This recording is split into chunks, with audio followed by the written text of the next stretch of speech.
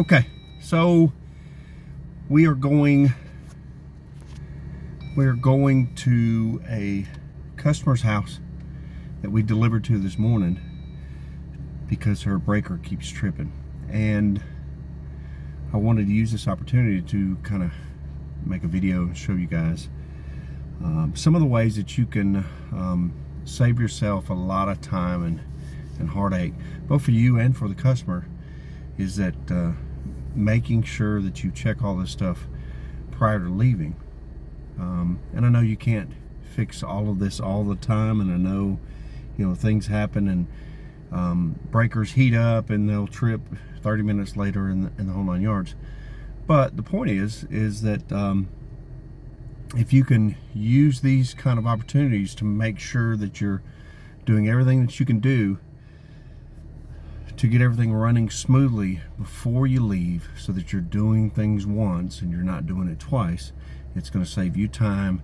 It's going to save the customer a lot of stress, because remember, we're in this for their event. They're having this special occasion, and anytime anything like this pops up, the customer is going to be concerned that, you know, things are not going to go off, that there's going to be issues, that there's going to be problems in the middle of their event. And the last thing they want to do is be worrying about your equipment while they're trying to have a party. So we're going to go fix it, and I'm going to bring you guys along.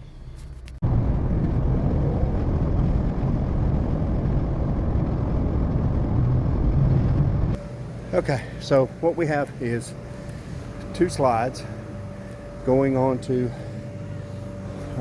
one circuit, and it keeps tripping the breaker. So I found a different circuit in the front, but it keeps tripping. So we're going to see if the customer can take it on the inside and kind of put it on a different circuit.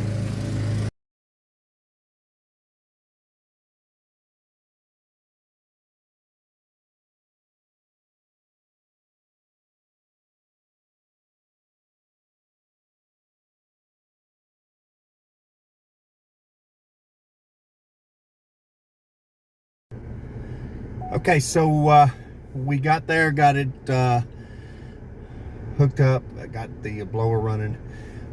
What you guys need to remember is that you need to know your equipment, and your blowers are going to run between probably around 8 or 9 amps on the low end for one horsepower, and if you're doing a 2 horsepower, it can go up to 12, 13 amps. Most circuits in houses are 15 amp circuits, so there's no way that you're going to get 2 blowers on that circuit without overloading it. So what you want to do is try to find 2 different circuits. Now, in most cases, exterior circuits, plugs on the same wall, plugs like 2 different plugs on the outside or 2 different ones in a room are going to be on the same circuit. So you want to go to a different room or to a different side of the house and try to utilize a plug there. Front and back, for the most part, should be safe, but it's not always a guarantee. So make sure you check that. Now, when we were setting this up and getting it all worked out, as you could see in the video, the grass cutting gentleman had gone through and cut the grass for the party, and they had thrown some grass all over my slide. I was able to get it blown off with a blower, so it's good to, you know, kind of keep that kind of stuff with you so that you can take care of problems as they jump up. The homeowner was not here, but her friends were able to, you know, help me get everything, you know, in the right spot and going, so they'll be able to have their party tonight without an issue. And I feel confident, since we're on different sides of the house, that we're not going to have the same issue again. The amperage for your blowers should be listed on the sticker of your blower, so you can look it up there. Also, again, most residential, new residential, is going to be 15 amps. So, you know, you could just do simple math and figure out what it's going to take. As far as a extension cord is concerned, you're only going to go a maximum of 100 foot on an extension cord. And the reason is because your amps start dropping precipitously after that. So what you want to do is make sure that you are not going beyond that 100 foot. 50 feet is best if you can do that. I would make sure you do that. Never go on a 2 horsepower blower, never go over 50 feet, because 100 foot, even on a 2 horsepower, is pushing too far. Again, there's some graphics, and I'll show a graphic here that kind of will work you through the gauge of your cords. You need to know your equipment, so know your gauge of your cords, and just know that a small gauge cord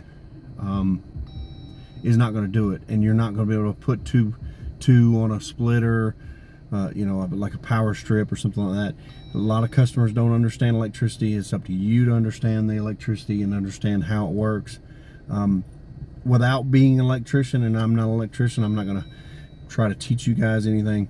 All I can tell you is that you need to make sure that you are not overloading your circuits, not overloading your cords, and not overloading your blowers, because it's going to cost you in the long time. I have seen blowers catch on fire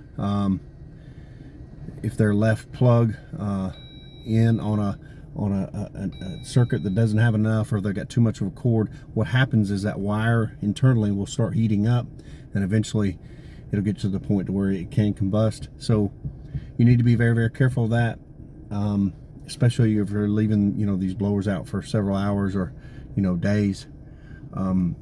It can become an issue if you're overloading the circuit and putting too many amps through that cord. So, all right.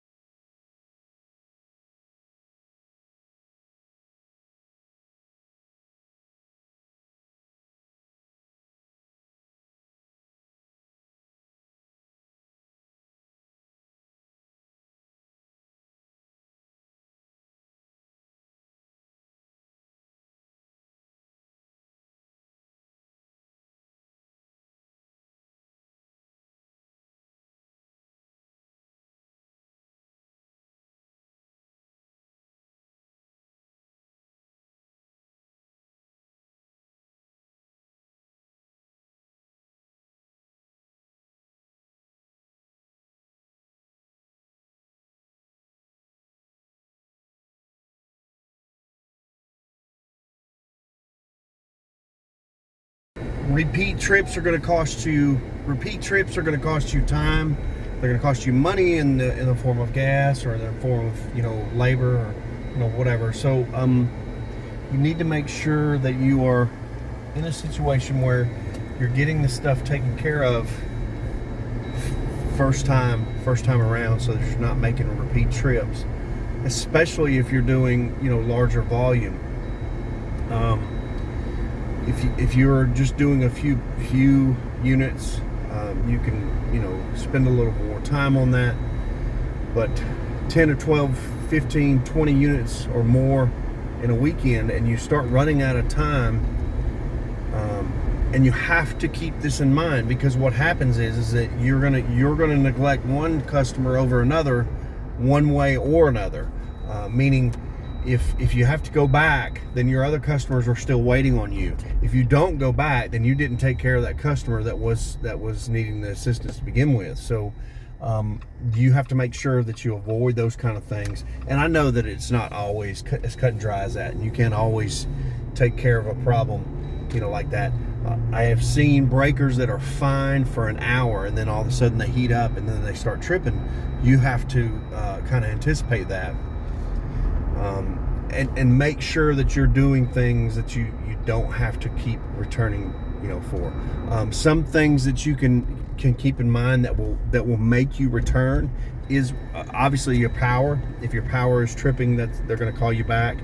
If your water is not functioning correctly, they're going to call you back. And it's always easier for you to kind of discuss this with the customer before you leave than it is for you to try to correct this on a return trip, or remotely, or however else you're doing it. What you want to do is explain to them how things are working. You guys have seen this, and customers, if the customers are listening, if you look at a unit and there's water coming out of it, out of the side, obviously, you know, the first thing you need to do is try to turn your water down, not simply just, you know, call the you know, the rental company and say, that, you know, the water's coming out the side. If it's sprinkling on the surface, that's what it's supposed to do. If you have the pressure turned up too high, it'll fill the bladder where the circuit, where the it'll fill the bladder where the water's coming out at, and then once it's gotten that filled and it has nowhere else to go, it's going to start coming out the side. So turn your water down. That's how you correct that. And for you, the rental companies, you guys need to make sure that you test all this before you leave.